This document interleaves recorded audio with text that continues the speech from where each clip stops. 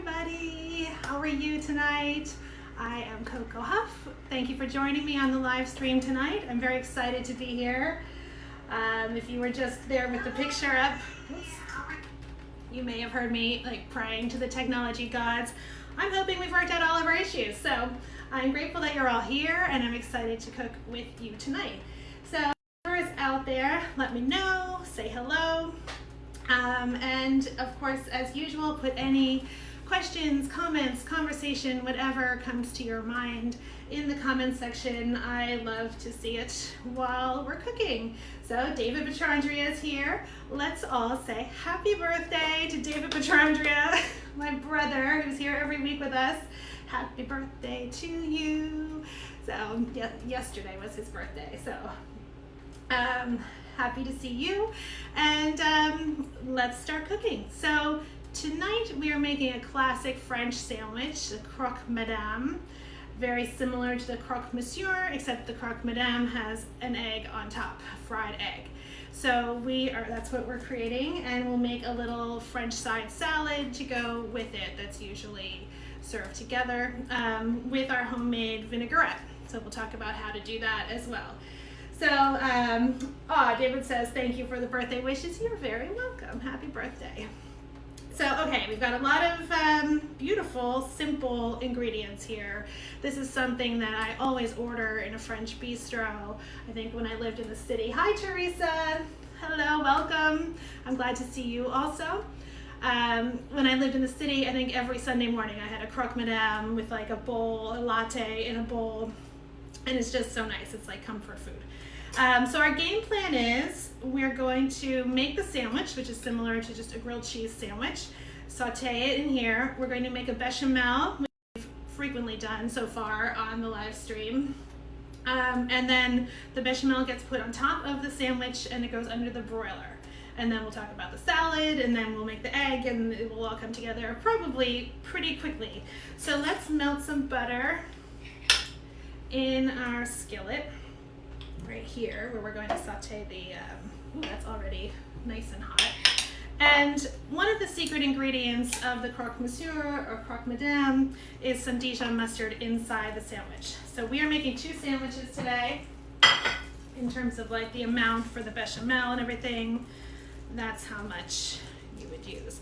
So I have a nice thick white bread here, and I'm just putting a small amount of Dijon mustard on the inside parts of the, whoops, how does that match up? Of the sandwich, not the outside.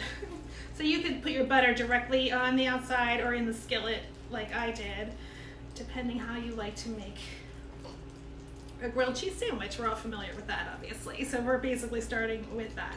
I love Dijon mustard though.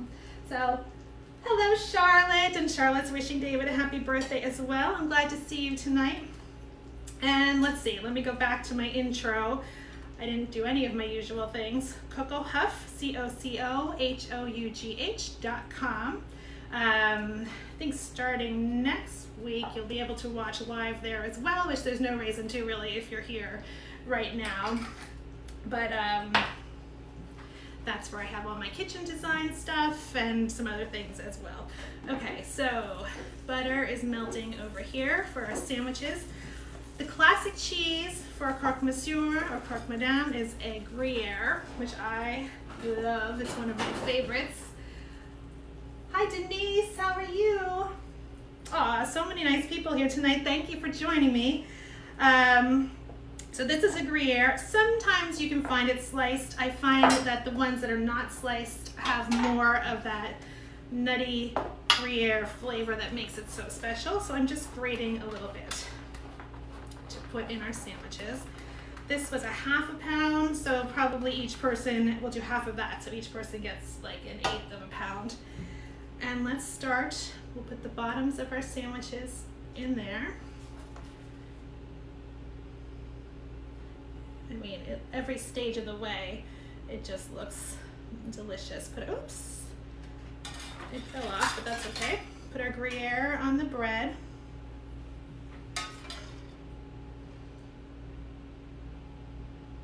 Okay, like that. hopefully it will all stay. We want it bubbly and cheese melty and all those things that you would think you want it to be. So just pile your cheese on. This is like many of our things, you can't really go wrong. Oh yeah, Charlotte says, oh, Croque Madame sends me down memory lane to Gay Paris. And it's so true, it's just so lovely when you go to Paris. The picture that was on my Facebook was from a trip to Paris and you know, having a Croque Madame at a cafe. I mean, I don't think they have it for breakfast, but to me, I don't know, I could be wrong about that. So I'm just putting 2 pieces of ham on each one as well. Okay. I think Americans have more savory breakfast than French, so they would probably look at us funny, but I like this for any time of day. And I'm just topping those off. I'll turn this up a little bit, and we're toasting our sandwiches. I'm gonna press on them slightly. Okay, this bread, I don't like look in the bread aisle that often, so it's a Sara Lee, I can show you the packaging, but I have no affiliation with this, of course, but I just thought it looked so nice. Sara Lee Artisanal Bakery Bread. Now, as I'm saying this, I'm realizing I should have asked Charlotte to make us a bread, so next time we'll do that. And Charlotte agrees never for breakfast in France. Usually it's not a savory breakfast, so this would be a lunch food. Okay, so I'm going to switch burners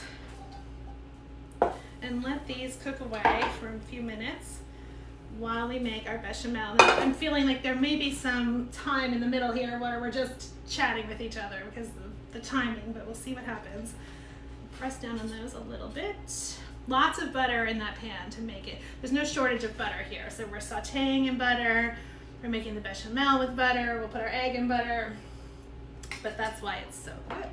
So, okay, so the bechamel, we've done the same thing before. Oh, I didn't get my flour out. Whoops, I have to go do that. The butter, flour, milk, and a tiny bit of nutmeg. So we'll do the same thing we've always done. I just have to get my flour though. If you'll excuse me just a second. Okay, I have my flour in this giant container. Okay, and we want to melt 5 tablespoons of butter. So a little bit more than half a stick of butter. Throw that in there. That's already hot just because it takes a while to heat up. Diana says, yum. Diana, I agree. It's just so good. So many nice savory flavors together. All right, so that was 5 tablespoons of butter and 1 tablespoon of flour. Okay, so we'll whisk that together. Let's take a look over here. All this good stuff going on. This is on the lowest heat, but it's still pretty high. And once the butter is melted, like anything that you put flour into, any kind of sauce, you want to cook out the raw flour taste. So you always go long enough that it feels like the flour has been cooked a bit and maybe expanded a bit, so that you don't have the taste of raw flour in your sauce. That's true of a roux, that's true of a white sauce, anything you're thickening with flour, that's important. You don't want to just eat it right away. So we're whisking this. It got all foamed up and very nice. And our sandwiches are cooking over here. Those look great. And now we'll add the milk. So you'll see as soon as I add the milk, it's going to seize up. We'll bubble up first. And then thicken to the point where it's not even as liquidy. All right, we'll add a little bit more. Okay, so I hope you saw that transformation. It like seizes up, gets weirdly like bubbly and weird looking, and then it starts to smooth out. So I'll show you this again. And I'm turning off this heat because the burner takes a while to come back down. And then, so this was only 2/3, it was 5 tablespoons of butter, 1 tablespoon of flour, and 2/3 of a cup of milk. We're going to add a pinch of salt and keep whisking.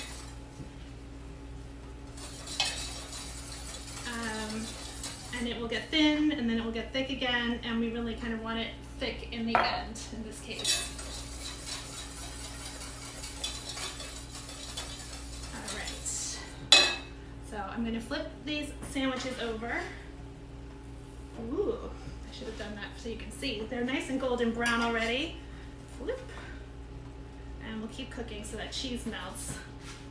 And then if you look over here, this is almost as thick as I want it. In a bechamel, when you're pouring it, of course, we want a little bit thinner. And in this case, we want it to sort of stay on top of the sandwich in the end. So I'll go for an extra few seconds here.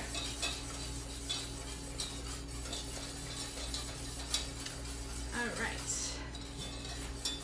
Diana, welcome to the live stream today. It's good to see you.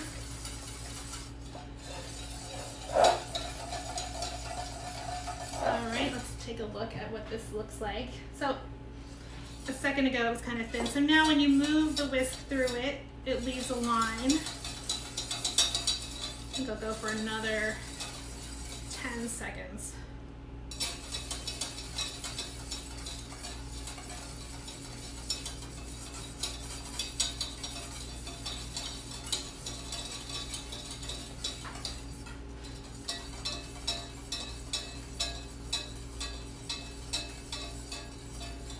Look how smooth that looks. That's like smooth and gorgeous. So I'm lifting it off of here because that burner doesn't cool off right away. But this is a beautiful bechamel. I actually have white pepper for once because we used it for the gnocchi. So I've always cheated and just used black pepper, especially if it's going in something where you can't really see it. But in this case, you will see it. So I'm going to use some white pepper. And our nutmeg. So we've done this before as well. We have the whole nutmeg seeds and a microplane grater. And this is a small amount of bechamel because it's only for 2 people. So we'll just do a small amount of nutmeg on that. Okay. So it just like kind of scraped the surface and you can see it sprinkled on there, and that's, oops, I just dropped it into the white pepper. All right, I'll use a spoon later to get that out. And let that incorporate. I think we're ready. This 2 weeks in a row, I felt like it's going to be the fastest live stream there ever was. So we'll see what happens here. Okay, let's take a peek at our croque. Right now they'll be croque monsieur. Oh yeah, they're nice. Kind of get the rest of that butter on them.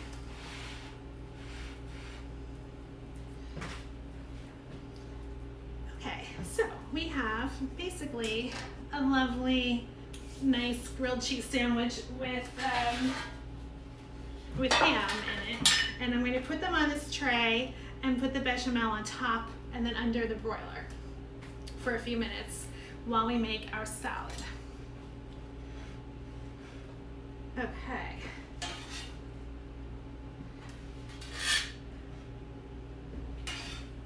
One and two. There they are. I'm going to turn them on an angle like that. Okay. Now it says to put all of this, we'll see how much kind of stays on top. And it can drip down a little bit on the side. Oh, this looks so good. Let me taste it actually. Taste for salt.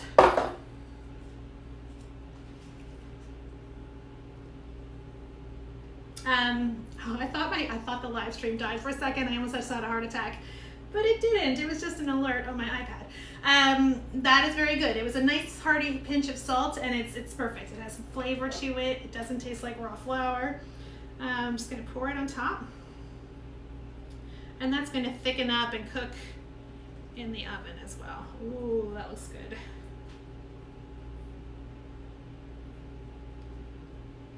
Okay. Ooh.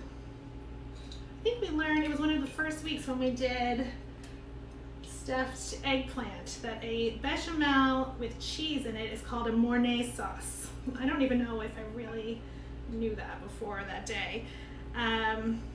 So there's no cheese in this one, but you of course could put it in there. But no, I don't want to suggest. This is the classic without, but of course more is always better. Suda says, look at all this deliciousness. I love that bread. Have you had that bread before? I was so happy to find that. It just looks beautiful. It has like that thicker slice and a nice texture to it, so I'm happy to try that. Okay, these are going, they have their sauce, they're going under the broiler. The key to the broiler is to keep an eye on it so we don't burn the heck out of this while it's in there. So if you think I'm going on too long, remind me. Let's see, I'm putting in a medium broil, but the broiler is already hot because I didn't want to wait for it to come up. Okay, so while that's in there, we're going to make a vinaigrette for a salad. I do this quite often. It's so simple. It's fresh, you know, it's much more fresh, and you know what's going into it as opposed to store-bought, although we also sometimes have store-bought dressing. But we're going to make my version of what would be on the little French side salad when you have a Croque Monsieur. So I like to put some lemon for brightness, red wine vinegar. I just like the flavor of that. Let's see, that burner's on still. That one's still hot. We're going to do our egg on there in a minute. So Dijon mustard. So what you want when you're making a vinaigrette is, oops, that's making too much noise. Some sort of emulsifier that will hold it together. So when you shake it, it doesn't immediately separate back into oil and vinegar. So things that can be an emulsifier are Dijon mustard, egg yolk. That's why a lot of salad dressings have egg yolk in them. Mayonnaise. Those are the three that come to mind. But those are things that hold the liquid and the fat together so that they don't separate. So in this case today, we're going to use an egg yolk and mustard because I like the flavor to accomplish that. So let's start with our egg yolk. And I always crack my egg into a separate bowl, and in this case we'll just keep that white to the side. So in terms of eating raw egg yolks, I think I'm probably supposed to give you a disclaimer if you have compromised health not to do that. But I do also feel that, for instance, if you were making ceviche and you put the acid from a lime or a lemon on the fish, it will essentially cook the fish, like it's denaturing the proteins in the fish. So in this case, our next ingredient is a lemon to essentially cook the proteins in the egg yolk. So it's not so raw, quote unquote. It's still raw, but it's not so raw. That's my way of explaining that. And we'll just use a fork. Oops. We'll just put a seed directly in there. Do I have my little thing over here? Hold on. Yep. I do. I have my trusty lemon squeezer. That's better. Whoops. Okay. Oh, I meant to tell everyone. Where is it? If you've been watching along, all right, this is half of a nice juicy lemon. So that came out to like 3 or 4 tablespoons, maybe. 2 or 3 tablespoons. So we'll see how that tastes in a minute. But I have used my potato ricer, because just reminded me because I'm squeezing this so many times on this live stream. And this past week I was in a rush. Where is it? I can't see it right now, but I wanted to show you. And I took an undercooked potato by accident and went, nyah, and the whole post that the smusher part is on just bent and it's broken. So next time we do potatoes, I'll have a new potato ricer. Okay, so we have our lemon juice and an egg yolk and a seed. Okay. Mix that together so they are combined.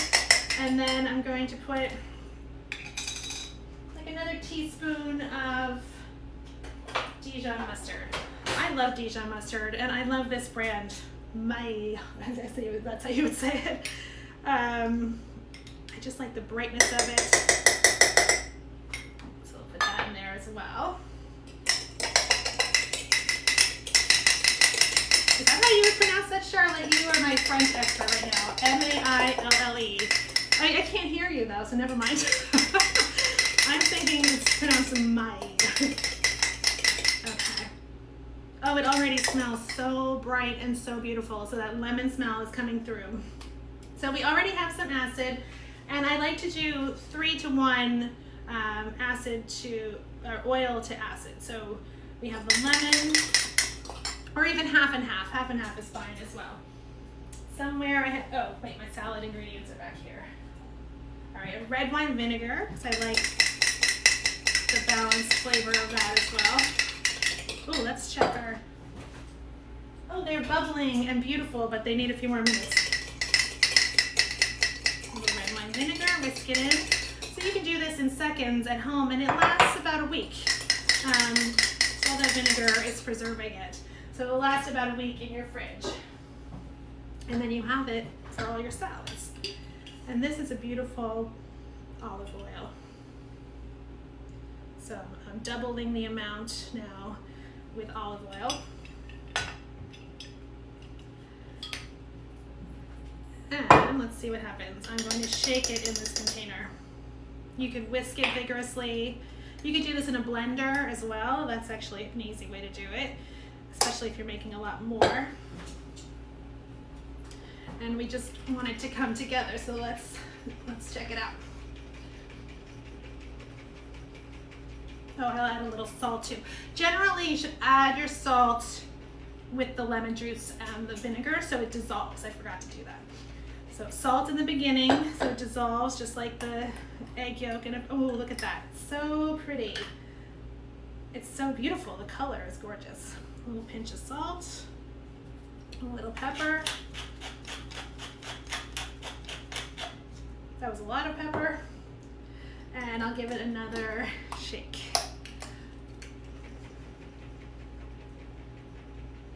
Suda is leaving us for now, but thank you for being here and for your commentary, and we'll see you soon.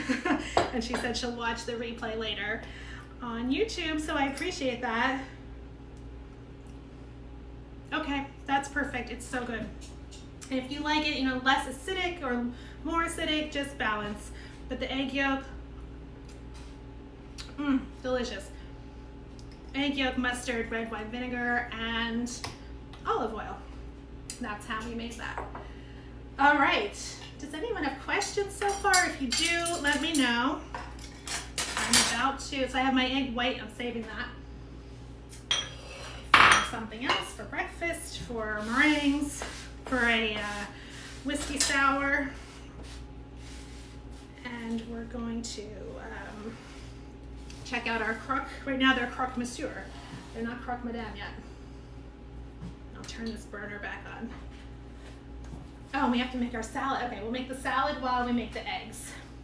All right, we have things to do still. Let me take a look.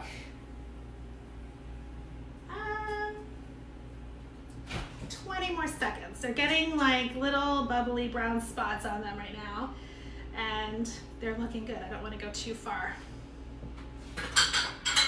Okay, this burner's coming back on for our eggs. I'll crack one egg. This is not the bowl that had the white. This is a new bowl.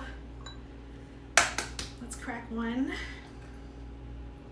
For fried eggs, I also do it into a bowl because if I broke the yolk, then I wouldn't want to make a fried egg out of it. So I would use it for scrambled eggs or something else.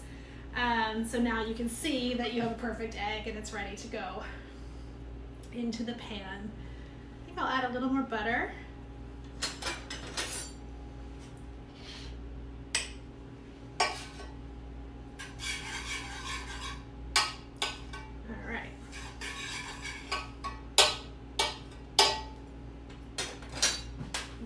Up one more time.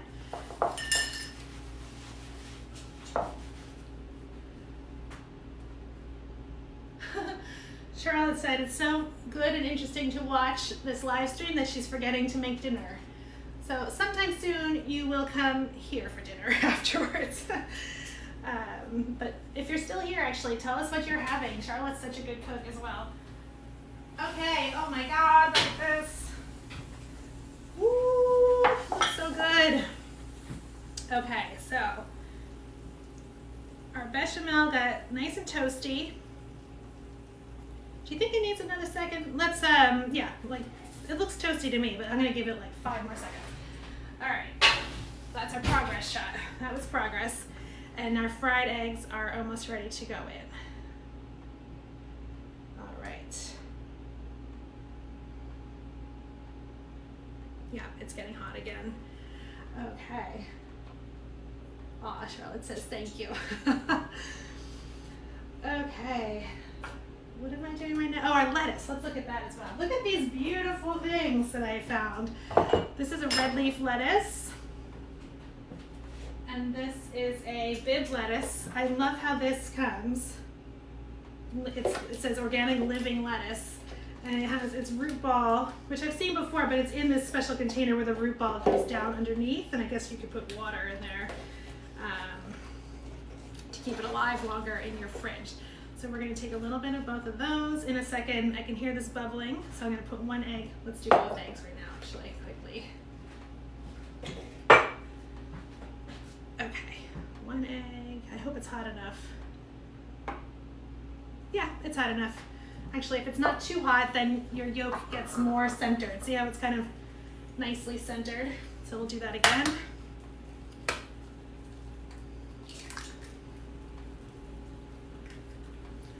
Everything's coming together at the same time.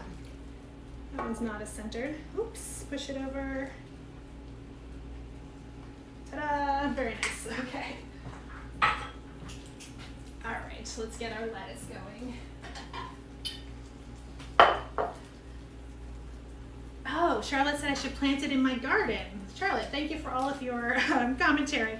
She's also a great gardener, so you'll have to show me how to do that. Like just, yeah, obviously just put it in the ground, okay. I'm not a great gardener, except for my chives and my herbs, that I can handle. But the rest of it, it's not so good.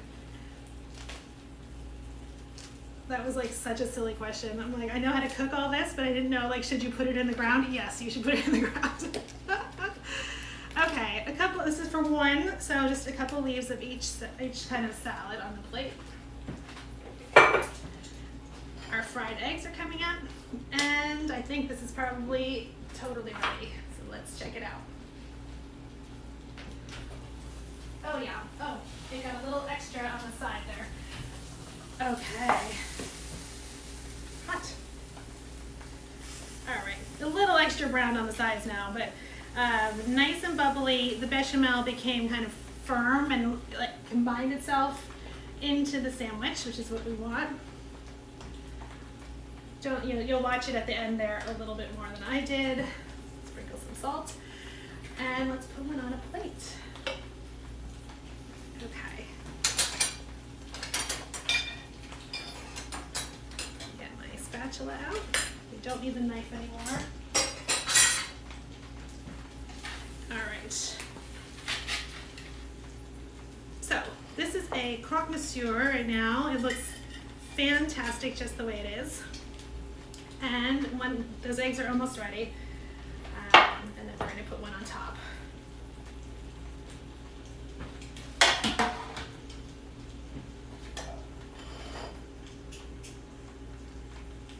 All right, so the eggs, I'm sure this is, the first one is ready actually. When it's no longer this yellowish bit here, just at the point where all the white is actually opaque and white. So that one needs another second. That one is ready. Get my silverware out to eat. Okay. Ah, nice. It didn't stick either. Okay. Fried egg on top. This one will go over here. And we'll spoon a little bit of salad dressing onto our salad.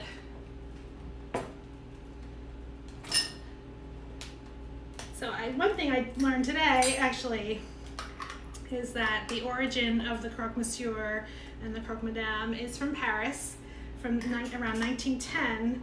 And I never thought about, I mean, I know Monsieur means Mr., but I never thought about the fact that it translates to crispy Mister. So it's a crispy Mister, or this is a crispy lady. And the Croque Madame, where did my towel go? Okay, so I'm pleased with this. Like I said, this came together really quickly. That was half an hour plus a lot of talking.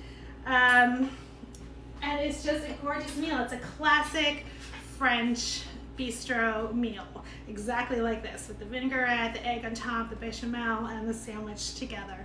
So I hope you'll make this. Let's try it together. But I hope you'll make this at home and try it as well. So, of course, we're hoping for a nice yolk break, which of course we're going to have. You can see it's nice and runny. And I'll cut into the sandwich. Oh my gosh, that looks so good. It's very hot. All right, it's steaming hot, but that looks delicious. The cheese is all melted. I always bite it when it's too hot, so hold on just a second. I'll take a small bite. Oh my gosh, it's perfection. The Dijon mustard gives it a kick, not a spicy kick, but a flavor kick that's unexpected inside the grilled cheese sandwich. So I recommend not skipping that step. It's so good.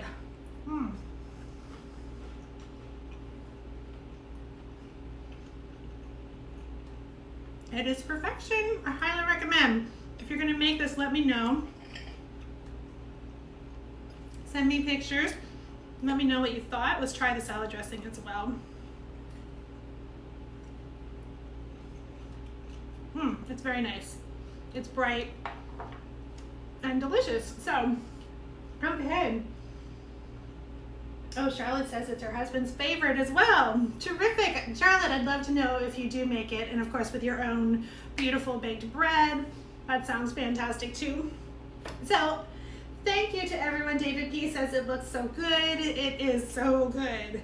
It really is. So that was very simple to do. It's just that added step of making a bechamel, which we do almost every week. I'm thinking maybe we should do like 1 or 2 more dishes that use this to really like drive it home how versatile that is, and then maybe move on to a different sauce that might be in our future on the live stream. So again, thank you.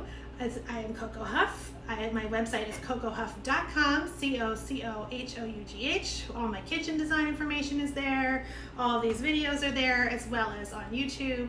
And it is my joy to cook with you every week. So thank you for being here. And I'll see you again next Tuesday.